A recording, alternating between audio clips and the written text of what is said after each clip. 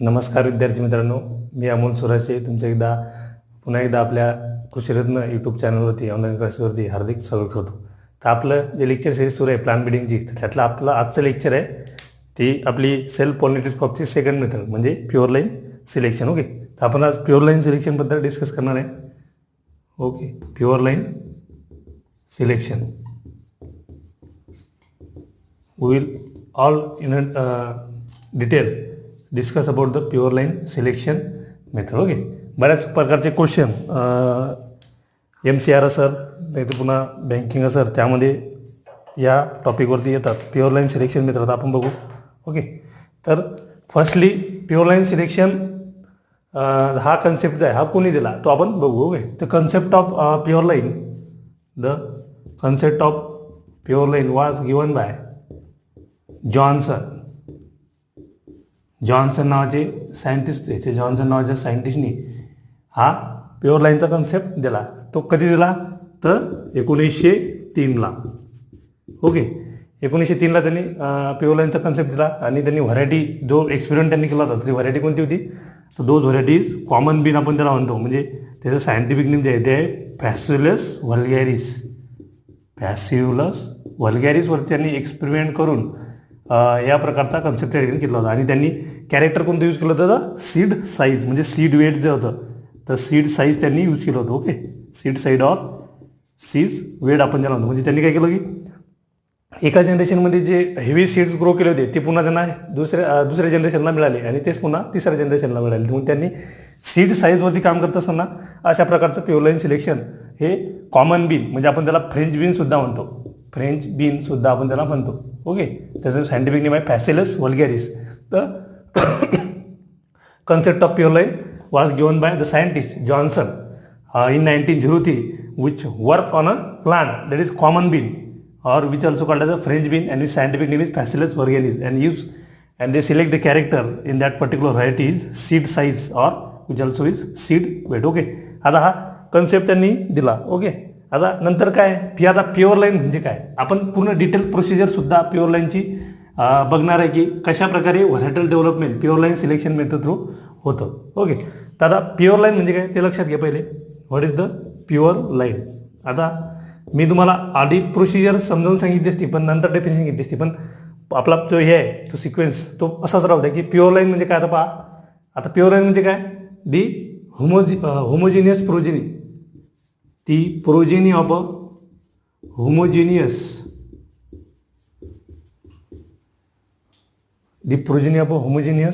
self pollinated homozygous plant that is called as a pure line. Self pollinated homozygous plant that is called as a pure line. Pure लाईनची अशा प्रकारची one line जे definition आहे ते MCR CET 2015मध्ये विचारले गेले आहे. तसेच 2017मध्ये सुद्धा विचारले गेले आहे. ज्यावेळेस आम्ही पेपर दिला होता त्यावेळेस अशा प्रकारचा क्वेश्चन त्या ठिकाणी आला होता की हे ब्लँक होतं आणि the progeny of homogeneous self pollinated homozygous plant is called as. तर त्याचा आन्सर होतं प्युअर लाईनचा. हा क्वेश्चन विचारला गेलेला आहे तर याच्यावरती थोडं लक्ष द्यायचं. ओके, आता प्युअर लाईन सिलेक्शन मेथड जी आहे ती 110% ही फक्त सेल्फ पॉलिनेटेड क्रॉपमध्येच यूज करतात. ही क्रॉस पॉलिनेटेड क्रॉपमध्ये यूज करत नाही. ओके, एवढं लक्षात येतं की it is only in a self pollinated crop not on a cross pollinated crop. Okay, फक्त सेल्फ पॉलिनेटेड क्रॉपमध्येच आपण pure line selection method use करतो. तसेच ऑफनली क्रॉस पॉलिनेटेड क्रॉपमध्ये सुद्धा प्युअर लाईन सिलेक्शन यूज होते. Okay, oftenly cross pollinated not a cross pollinated oftenly cross pollinated क्रॉपमध्ये use होते. आता समजा क्वेश्चन पेपरमध्ये जर दोन ऑप्शन आले ए आणि बी आणि खाली जर तुमचा ऑप्शन असलं बोथ ए अँड बी तर तुम्ही बोथ ए अँड बी लिहायचं. पण ऑप्शनमध्ये जर सेपरेटली दिलं असलं सेल्फ ऑफनली आणि क्रॉस तर तुम्ही सेल्फच टिक करायचं आहे. ओके, एवढं लक्षात ठेवा की प्युअर लाईन सिलेक्शन मेथड ही 110% फक्त सेल्फ पॉलिनेटेड क्रॉसमध्येच यूज होते. ओके, तर प्युअर लाईन म्हणजे काय the homogeneous progeny of a self pollinated homozygous plant that is called as a pure line. आता प्युअर लाईन सिलेक्शन म्हणजे पहा काय प्युअर लाईन सिलेक्शन. आता काय एखादी डेव्हलपमेंट करणं एखाद्या व्हरायटीची डेव्हलपमेंट करणं ऑर आयडेंटिफिकेशन ऑफ एखादा हिट्रोजिनियस पॉप्युलेशन असेल त्या हिट्रोजिनियस पॉप्युलेशनपासून एखादी सिंगल बेस्ट प्लांट प्रोजेनी आपण individual plant selection through select करणं, single best plant progeny, that is called as a pure line selection. आपण त्याला काय म्हणतो, प्युअर लाईन सिलेक्शन. काय की डेव्हलपमेंट करणं किंवा आयडेंटिफिकेशन करणं एखाद्या सिंगल बेस्ट प्लांट प्रोजेनीचं from heterogeneous population. Okay, that is called as a pure line selection. Okay, heterogeneous population, त्याला आपण म्हणतो प्युअर लाईन सिलेक्शन. सोपे डेफिनेशन आहे की एखादं हिट्रोजिनियस पॉप्युलेशन असेल, त्या हिट्रोजिनियस पॉप्युलेशनमध्ये त्याच्या फिनोटिपिकच्या on the basis of phenotypical performance we will select the single best plant progeny from the heterogeneous population and they use for the further year to year segregating population, that is called as a pure line selection method. Okay, एवढं लक्षात ठेवा. Pure line definition खूप महत्त्वाची आहे आणि scientist जे आहेत ते आपले जॉन्सन यांनी कन्सेप्ट जो दिला होता ते सुद्धा या ठिकाणी लक्षात ठेवायचं आहे. ओके, आता आपण बघू की प्युअर लाईन सिलेक्शनचे मेथड, प्युअर लाईन सिलेक्शन जे आहे त्याचे फीचर्स बघू. आता काय असते की ही फक्त आणि फक्त सेल्फ पॉलिनेटेड क्रॉसमध्ये यूज होते. म्हणजे ही कशी असणार आहे, homogeneous and homozygous in nature. The variety which is develop is homozygous and homogeneous in nature. Okay, आता प्रत्येक जी सेल्फ पॉलिनेटेड व्हरायटी असते ती कशी असते, त्याचे युनिफॉर्म कॅरेक्टर त्यामध्ये असतात. म्हणजे त्यामध्ये असं एक प्लांट नसते की ते स्टॉल आहे एक शॉर्ट आहे. जे सेल्फ पॉलिनेटेड क्रॉपच्या ज्या पूर्ण व्हरायटी आहे आपण ज्या pure line selection method through develop करतो त्या कशा असतात, युनिफॉर्म इन क्वालिटी. लक्षात ठेवायचं की युनिफॉर्म स्ट्रक्चर इन क्वालिटी और युनिफॉर्म इन क्वालिटी. म्हणजे there is no one plant is tall और short, all plants are same height. Okay, uniform in quality. हो, त्यानंतर आता यामध्ये कसं असतं की व्हॅरिएशन आपल्याला प्युअर लाईन सिलेक्शनमध्ये बघायला मिळत नाही, पण व्हॅरिएशन झालं तर ते कशामुळे असतं, is variation is due to the environmental factors. Environmental फॅक्टरमुळे व्हॅरिएशन आपल्या प्युअर लाईन सिलेक्शन मेथडमध्ये होऊ शकतं, due to environmental factors. Okay, एवढं लक्षात ठेवायचं. व्हॅरिएशन सहसा आपल्याला पाहायला मिळत नाही, पण व्हॅरिएशन झालं तरी ते कशामुळे होते की इन्व्हायरमेंटल फॅक्टर्समध्ये त्यामुळे व्हॅरिएशन बघायला मिळते. आता यामध्ये जिनेटिक व्हॅरिएशन सहसा आपल्याला दिसत नाही. Genetic variation is not included in a pure line whatever the we develop variety from pure line selection method, genetic variation is not observe.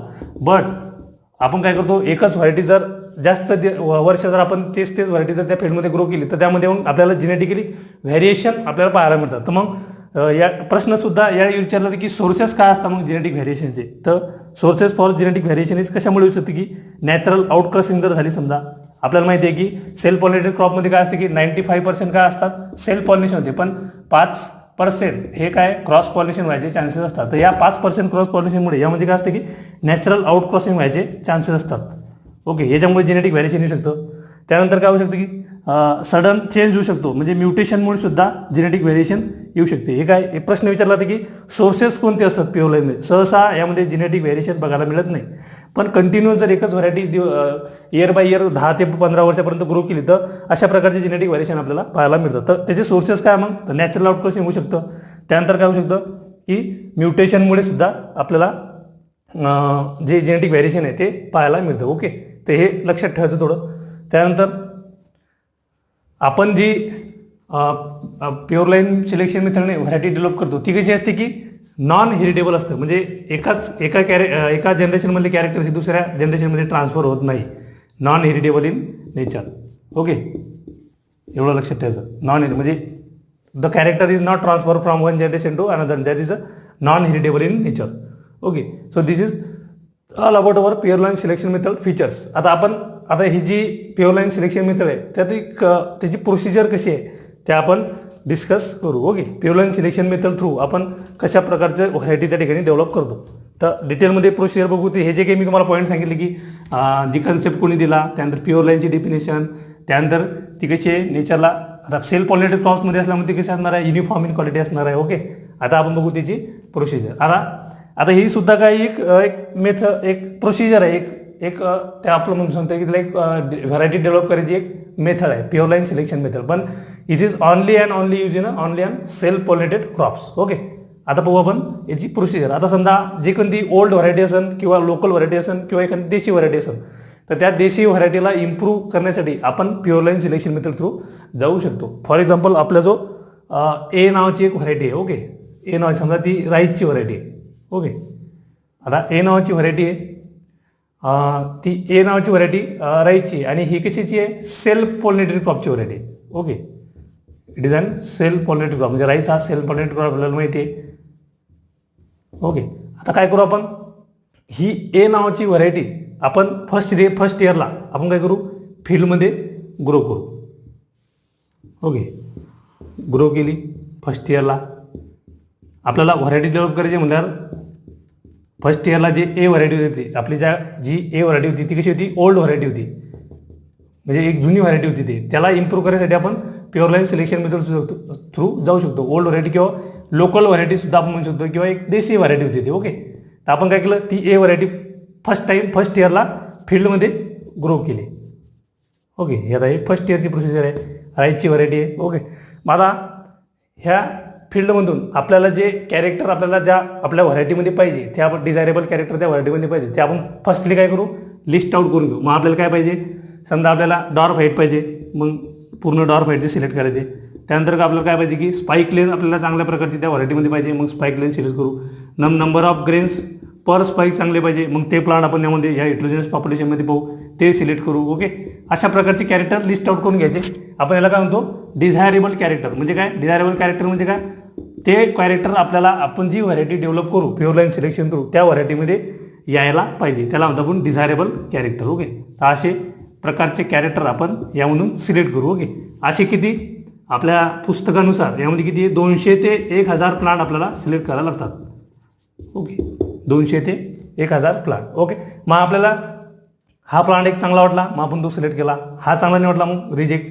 आता इथं फक्त आपण 5 प्लांट सिलेक्ट करू. बोर्डवरती इतके शक्य नाही, त्यामुळे आपण 5 प्लांट इथं. ओके, आता यांना काय करायचे, यांचं इंडिव्हिज्युअल सिलेक्शन करायचं. ओके, इंडिव्हिज्युअल सिलेक्शन करायचं यांचं. ओके, आणि यांना इंडिव्हिज्युअली हार्वेस्ट करायचे. Individually harvest. एवढं लक्षात ठेवायचं की यांचे सीड आहे, समजा यांचा एक इयरेड आपण घेतला, इथं राईसचा एक इयरेड घेतला. ओके, ते याला इंडिव्हिज्युअली हार्वेस्ट करायचं. त्यानंतर हा घेतला एक, याला सुद्धा इंडिव्हिज्युअली हार्वेस्ट करायचं.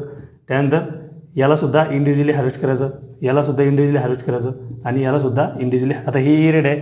ओके, यांना इंडिव्हिज्युअली हार्वेस्ट करायचं आणि यांना इंडिव्हिज्युअली थ्रेश करायचे. थ्रेश म्हणजे समजून घे की आपण त्याचे काय करू, ग्रेन काढू. समजा हे इंडिव्हिज्युअली थ्रेश केले. ओके, शेवट लक्षात ठेवायचे की डोंट मिक्स देम. आता याचा सीट यामध्ये मिक्स होता का म्हणे, याचे सीट सेपरेटली ते काय करायचे, सेपरेटली स्टोअर सुद्धा करायचे. ओके, हे फर्स्ट इयरची प्रोसिजर आहे आपली. जे काही सीड आपण इंडिव्हिज्युअली हार्वेस्ट आणि थ्रेश केले, ते काय करायचे, मग पूर्ण स्टोअर करायचे, आणि जोपर्यंत आपला नेक्स्ट राईसचा सीझन येत नाही तोपर्यंत त्याची वाट पाहिजे. आणि ज्यावेळेस नेक्स्ट राईसचा सीझन येईल त्यावेळी मग ते पुन्हा रो म्हणू आपण, किंवा आपण त्याला लाईन म्हणू शकतो, किंवा आपण त्याला प्लॉट म्हणू शकतो. त्या प्लॉटमध्ये ते ग्रो करायचे. समजा आपण आता घेऊ सेकंड इयर. आता समजा नेक्स्ट सीझनला राईसचा. आता हे जे आपण इंडिव्हिज्युअली हार्वेस्ट आणि इंडिव्हिज्युअली थ्रेश केले होते, आपल्याला जे प्लांट त्या हेटेरोजेनस पॉप्युलेशनमध्ये पाहिजे होते, त्यांना आपण काय केलं की इंडिव्हिज्युअली हार्वेस्ट केले आणि इंडिव्हिज्युअली थ्रेश केलेले होते, ते स्टोअर केले. आणि ज्यावेळेस नेक्स्ट सीझन राईसचा आला त्यावेळी ते पुन्हा काय केले, रो म्हणा किंवा आपण त्याला लाईन सुद्धा म्हणू शकतो, अशा लाईनमध्ये ते ग्रो केले. ओके, अशा प्रकारे ग्रो केले. आता हे इथं आणि ते सुद्धा त्यामध्ये ग्रो करताना आपण ज्या स्पाईकचे जे ग्रेन होते ते सेपरेट हार्वेस्ट केले होते, तेच एका लाईनमध्ये ग्रो करायचे, तेच दुसऱ्यामध्ये ग्रो करायचे, मिक्स करायचे नाही. यामध्ये एवढं लक्षात द्यायचं की मिक्स करणं हे काय आहे, यामध्ये आपल्याला तर प्युअर लाईन सिलेक्शन मेथड जर पाहिजे तर आपण त्यामध्ये मिक्सिंग जमत नाही. ओके, ते सेपरेटलीच ठेवावे लागतात. तर मग आपण काय केलं, सेकंड इयरला ते पुन्हा काय केले, सेपरेटली रो, प्लॉट किंवा लाईन आपण ज्याला म्हणतो त्यामध्ये ग्रो केले. ओके, हे लक्षात ठेवतं. आता आपण या ठिकाणी काय करू की यामध्ये जे आपल्याला अनडिझायरेबल जे कॅरेक्टर आहे ते आपण या ठिकाणी काय करू, रिजेक्ट करू. In this second year process what ever the row we are planted in second year process and we observe that undesirable character from that particular row or line we rejected from our plot. Okay, आता अनडिझायरेबल character म्हणजे काय, आपल्याला ज्यामध्ये variation बघायला मिळते, ज्या प्लॉटमध्ये आपल्याला variation दिसते.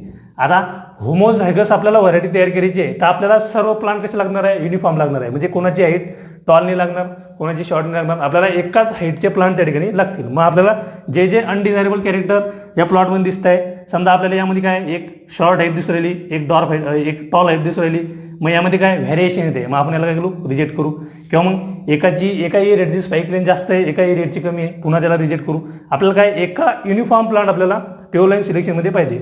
ओके, आता आपल्याला सगळे प्लांट कसे युनिफॉर्म दिसत आहे, आपण सिलेक्ट करू. ओके, त्यानंतर इथंच पुन्हा आपल्याला या रोमध्ये या लाईनमध्ये पुन्हा व्हॅरिएशन दिसते. म्हणजे एक प्लांट जास्त हाईटचा आहे, एक प्लांट कमी हाईटचा आहे, एकाची स्पाइक लेंथ जास्त आहे, एकाची स्पाइक लेंथ कमी आहे. Okay, we also reject from that. आणि हा सुद्धा आपल्याला चांगला आहे. यामध्ये सुद्धा एक युनिफॉर्म प्लांट आपल्याला दिसत आहे, ते आपण सिलेक्ट करू. ओके, मग आपण किती सिलेक्ट केले, एक.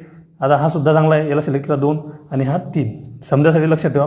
ओके, 3 आपण सिलेक्ट केले. आता याला काय म्हणतो आपण, आपल्याला काय पाहिजे, युनिफॉर्म पाहिजे. म्हणजे काय, होमोझायगस पाहिजे. ओके, हिट्रोजिनस नको. आता आपल्याला या ठिकाणी होमोझायगस आणि हिट्रोजिनस दोघी दिसत होते, मग आपण काय केले, रिजेक्ट केले. आपल्याला होमोझायगस प्लांट पाहिजे. यालाच काय म्हणतो आपण, प्रोजेनी टेस्ट. लक्षात ठेवायचं, प्रोजेनी टेस्ट. म्हणजे प्युअर लाईन सिलेक्शन मेथड करताना प्रोजेनी टेस्ट इज इम्पॉर्टंट. ते आपण कुठे केली, इथे केली. जे प्लांट आपण हार्वेस्ट केले होते, इंडिव्हिज्युअली हार्वेस्ट केले होते, इंडिव्हिज्युअली थ्रेश केले होते, ते आपण सेकंडरीला ग्रो केले. आणि ज्या प्लॉटमध्ये आपल्याला व्हॅरिएशन बघायला मिळते, आपण ते काय केले, रिजेक्ट केले. ओके, आणि इथे सुद्धा आपल्याला जे प्लांट आपण नेक्स्ट सीझनसाठी सिलेक्ट करणार आहे, ते सुद्धा काय करायचे, मग इंडिव्हिज्युअली हार्वेस्ट करायचे आणि इंडिव्हिज्युअली थ्रेश करायचे. Individually harvest and thresh. Okay, चला नेक्स्ट सीझनला पुन्हा आता जाऊ आपण थर्ड इयरला. म्हणजे ज्यावेळेस नेक्स्ट सीझन राईसचा सीझन येईल, त्यावेळेस आपण जे प्रोजेनी आपल्याला चांगल्या होत्या, त्या सिलेक्ट केलेल्या प्रोजेनी आपण त्यांना करू आता ते जातील ट्रायलला. म्हणजे आपण विदिन द झोनमध्ये आपण त्याचे ट्रायल घेऊ. म्हणजे आपण त्याला काय म्हणतो, इनिशियल ट्रायल सुद्धा म्हणू शकतो किंवा स्टेशन ट्रायल. म्हणजे जे काही 8 ते 10 लोकेशन चांगले असतील आपल्या रिजनमधील, त्याचे आपण आता काही घेऊ, कॉम्पिटिशन घेऊ. समजा आपण इथे 3 सिलेक्ट केले होते, मग आपण त्याला जी आपली चेक असेल त्या चेकसोबत त्याची कॉम्पिटिशन घेऊ. ओके, चेक म्हणजे काय ते पण सांगतो.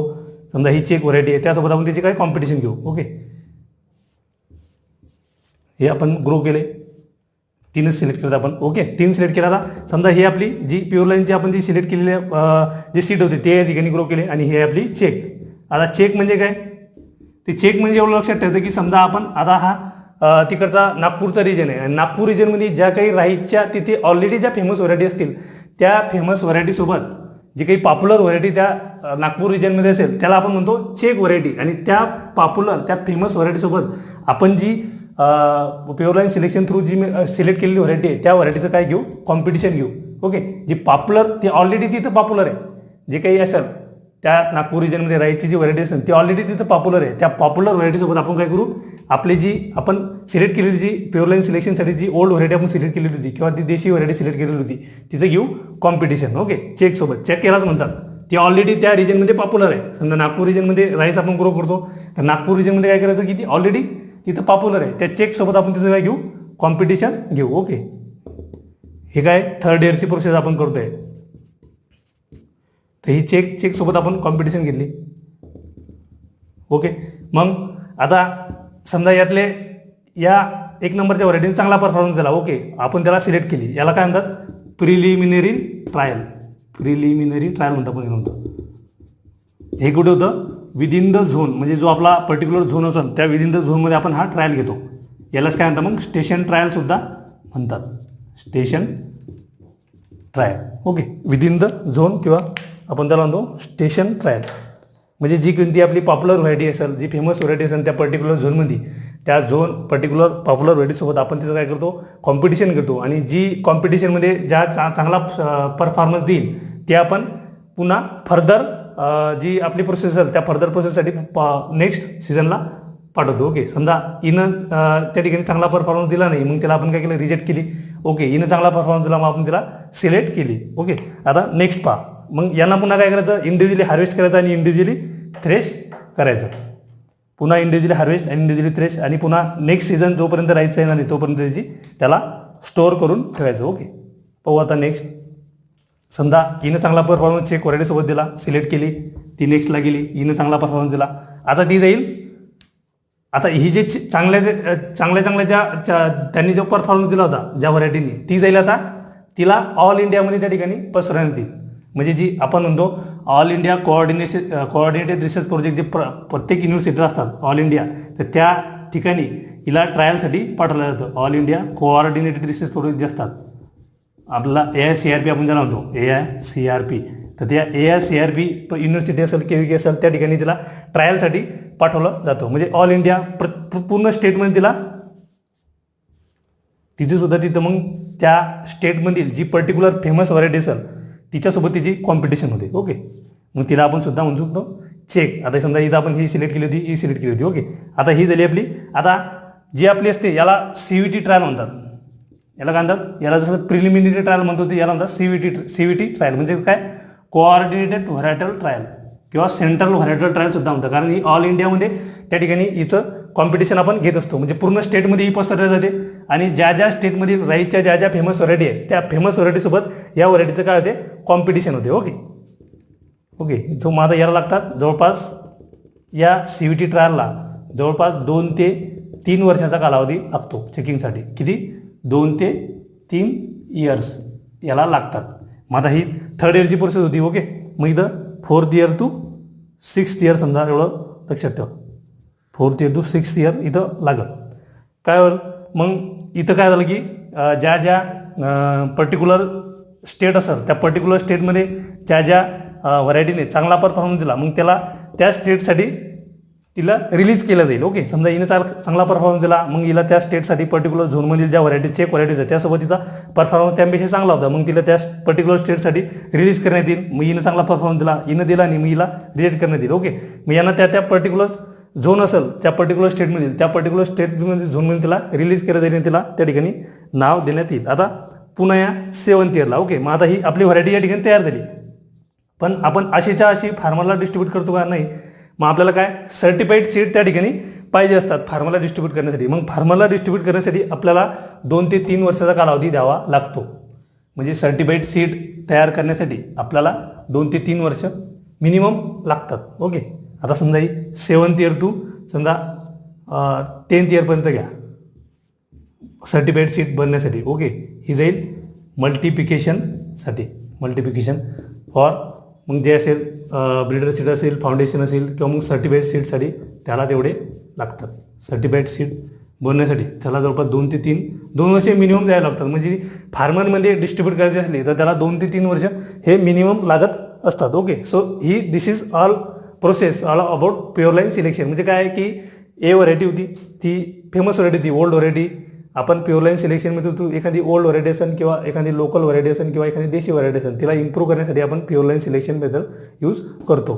आपण ज्यावेळेस प्लांट इंट्रोडक्शन बघितलं होतं की ज्या आपण लॅर्मा रोजो आणि सोनारा 64 या ज्या काही मेक्सिकोहून आणलेल्या व्हरायटी होत्या ते त्या फेमस व्हरायटी होत्या. पण काय झालं की त्यांचं जे कलरिंग होतं ते रेड कलरचं होतं. मग फार्मर जे होते ते रेड कलरचा गहू कन्झम्पशनसाठी प्रिफर करत नव्हते. मग आपण काय केलं की ज्या आपण या 2 व्हरायटीसोबतच आपला सिमेट जे होतं आपलं international centre for wheat and मेज इम्प्रुव्हमेंट सेंटर मेक्सिको त्याहून आपल्याला त्यांनी काय दिलं की 600च्या वरती सेग्रिगेटिंग लाईन्स सुद्धा आपल्याला दिल्या होत्या. तर आपण त्या सेग्रिगेटिंग लाईन्स यूज करून या प्युअर लाईन सिलेक्शन मेथडने कोणत्या व्हरायटी तयार केल्या होत्या इंडियामध्ये, सोनालिका आणि कल्याण सोना या व्हरायटी तयार केल्या होत्या प्युअर लाईन सिलेक्शनमध्ये. कल्याण सोना, सोनालिका आणि कल्याण सोना. तर आपण कोणती मेथड वापरली होती तर प्युअर लाईन सिलेक्शन मेथड त्या ठिकाणी वापरली होती. तो रेड कलरचा गहू त्या ठिकाणी फार्मर प्रिफर करत नव्हते आणि मग यामुळे कोणाची टेन्शन वाटली की जे सायंटिस्ट होते इंडियन सायंटिस्ट म्हणले की आपण अशा प्रकारच्या व्हरायटी त्या ठिकाणी मेक्सिकोहून आणल्या आणि फार्मर त्याला प्रिफर करत नाही. मग त्यांनी काय केलं की pure line selection method use केली आणि ज्या काही 600च्या वरती सेग्रिगेटिंग लाईन्स त्यांनी आणल्या होत्या त्या सेग्रिगेटिंग लाईन्स यूज करून त्या ठिकाणी चांगल्या प्रकारच्या क्वालिटीच्या कलर क्वालिटीच्या व्हरायटी तयार केल्या. त्यामध्ये सोनालिका आणि कल्याण सोना is through pure line selection method. Okay, so this is all about our pure line selection method. Okay, procedure लक्षात घ्या की कशी होती की ओल्ड व्हरायटी होती आपली, लोकल व्हरायटी होती, देशी व्हरायटी आपण त्याला काय केली की फील्डमध्ये पुन्हा ग्रो केली आणि आपल्याला जे कॅरेक्टर त्या व्हरायटीमध्ये पाहिजे त्यामध्ये ते इंटेलिजन्स पॉप्युलेशन म्हणून सिलेक्ट केले. ओके, मग सिलेक्ट केलेले जे होते ते आपण काय केले त्याला इंडिव्हिज्युअली हार्वेस्ट केले, इंडिव्हिज्युअली थ्रेश केले. त्यानंतर ते काय केले स्टोअर करून ठेवले आणि जोपर्यंत नेक्स्ट सीझन येत नाही तोपर्यंत त्याला स्टोअर केले आणि ज्यावेळेस नेक्स्ट सीझन येईल त्याला सेपरेटली रो किंवा आपण त्याला लाईन म्हणतो किंवा प्लॉट म्हणतो त्याला त्या प्लॉटमध्ये ग्रो केले. त्यानंतर काय केले की ज्या आपल्याला जे व्हॅरिएशन आपल्याला ज्या प्लॉटमध्ये दिसत होते ते आपण काय केले रिजेक्ट केले. व्हॅरिएशन म्हणजे काय आपला युनिफॉर्म पूर्ण प्लांट जे ते युनिफॉर्म पाहिजे होते. म्हणजे काय की पूर्ण एकाच हाईटचे पूर्ण जे प्लांट असतील त्यांची स्ट्राईक लेंथ एकत्रच पाहिजे म्हणजे पूर्ण सेम पाहिजे. ओके, ते आपण सिलेक्ट केले आणि त्यांना पुन्हा इंडिव्हिज्युअली हार्वेस्ट केले आणि थ्रेश केले. मग ते पुन्हा 3rd इयरला काय केलं आपण त्याची घेतली प्रिलिमिनरी ट्रायल. ज्या पर्टिक्युलर झोनमधील फेमस व्हरायटी असेल किंवा पॉप्युलर व्हरायटी असेल त्या पॉप्युलर व्हरायटीसोबत आपण तिथल्या चेक व्हरायटीसोबत त्याची कॉम्पिटिशन घेतली. ज्या ठिकाणी ज्यांनी परफॉर्मन्स चांगला दिला ती गेली CVT ट्रायलसाठी, म्हणजे कोऑर्डिनेटेड व्हरायटल ट्रायलसाठी, आपण सेंट्रल व्हरायटल ट्रायल सुद्धा त्याला म्हणतो. ओके, मग ज्या ठिकाणी ज्या पर्टिक्युलर स्टेट्समध्ये ज्या पर्टिक्युलर तिथल्या पॉप्युलर व्हरायटीज असतील, चेक व्हरायटीज असतील, तिथे त्यांनी परफॉर्मन्स चांगला दिला, मग तिथे त्यांना रिलीज करण्यात आली व्हरायटी आणि पुन्हा सर्टिफाईड सीट तयार करण्यासाठी त्याला 2 ते 3 वर्षाचा कालावधी लागतो. म्हणून जवळपास pure line selection method through जवळपास 7 वर्ष आपल्याला व्हरायटी रिलीज करण्यासाठी लागतात आणि पुढचे 2 ते 3 वर्ष मल्टिप्लिकेशनसाठी म्हणजे सर्टिफाईड सीट तयार करण्यासाठी लागतात. Okay, so this is all about our pure line selection method. लक्षात या ठिकाणी काय ठेवायचं आहे की ऑब्जेक्टिव्ह कशावर होतात, तो ऑब्जेक्टिव्ह कशावर होतात की सेल्फ, जी प्युअर लाईन सिलेक्शन मेथड आहे ही on and only use in a self pollinated crop, म्हणजे फक्त सेल्फ पॉलिनेटेड क्रॉपमध्येच ती यूज होते, क्रॉस पॉलिनेटेड होत नाही. किंवा मग तिथं ऑफनली क्रॉस पॉलिनेटेड सुद्धा ऑप्शन येऊ शकतं, तो ऑफनली क्रॉस पॉलिनेटेड सुद्धा आपण टिकमार्क करू शकतो. पण एक आलं सेल्फ पॉलिनेटेड आणि दुसरा आला ऑफनली क्रॉस पॉलिनेटेड क्रॉप, तर त्यातलं फक्त सेल्फच यूज टिकमार्क करायचं आहे. ओके, त्यानंतर प्युअर लाईनचा कन्सेप्ट कोण दिला होता, जॉन्सन यांनी दिला होता. हे सुद्धा या ठिकाणी लक्षात ठेवायचं आहे. मी पुन्हा का रिपीट करतो, यावरती क्वेश्चन येतात म्हणून. जॉन्सन यांनी केला होता. कधी केला होता तर 1903ला. कशामध्ये केला होता तर फ्रेंच बीन नावाचा क्रॉप होता. त्या फ्रेंच बीन म्हणजे आपण त्याला म्हणतो फॅसिलिस व्हल्गॅरिस किंवा कॉमन बीन सुद्धा आपण त्याला म्हणतो. यामध्ये त्यांनी रिसर्च केला आणि प्युअर लाईनचा कन्सेप्ट दिला. तर त्यांनी कोणतं कॅरेक्टर यूज केलं होतं की सीड साईज जी होती त्या सीड साईजवरती त्यांनी वर्क केलं. ओके, आपण त्याला सीड वेट सुद्धा म्हणू शकतो.